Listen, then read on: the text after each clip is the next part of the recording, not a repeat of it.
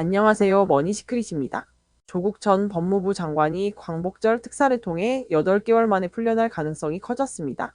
이재명 정부의 첫 사면 대상에 오르며 정치권이 다시 술렁이고 있는데요. 과연 조국 전 장관은 정치에 복귀할 수 있을까요? 오늘 소식 끝까지 지켜봐 주세요. 일부 사면 절차 돌입.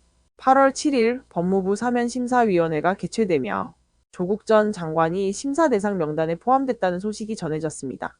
법무부의 심사 정성호 장관의 대통령 상신 그리고 12일 국무회의를 거쳐 최종 확정되는 구조인데요. 사면 대상 선정은 대통령실과 교감 속에서 이루어진다는 점에서 조 전 장관의 사면은 사실상 기정사실로 받아들여지고 있습니다. 즉, 대통령의 뜻 없이는 심사 자체가 시작되지 않는다는 것이죠. 이부 조국의 혐의와 수감 이후 조 전 장관은 자녀 입시 비리와 청와대 감찰 무마 혐의로 징역 2년을 선고받고 지난해 12월 수감된 이후 8개월째 형기를 채우고 있는 중이었습니다. 이번 특사를 통해 사면과 복권까지 이뤄질 경우 정치 활동의 족쇄가 풀리며 조국 혁신당 대표 복귀 및 총선 행보에 다시 불이 붙을 가능성이 제기됩니다. 3부 사면 압박과 정치적 배경.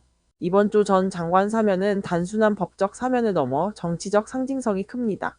문재인 전 대통령조차 사면을 요구한 것으로 알려졌고 민주당 일각에서는 내년 지방선거 전에 조국 카드가 양날의 검이 될 수 있다는 우려도 나옵니다.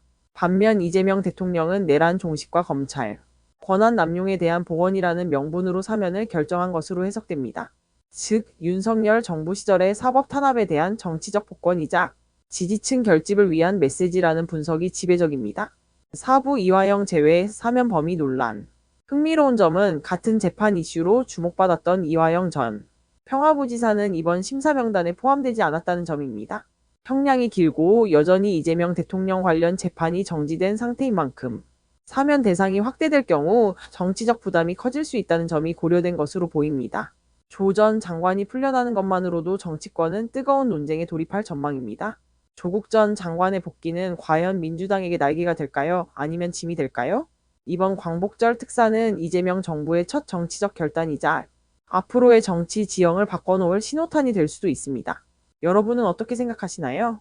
댓글로 의견 남겨주시고 구독과 좋아요도 부탁드립니다.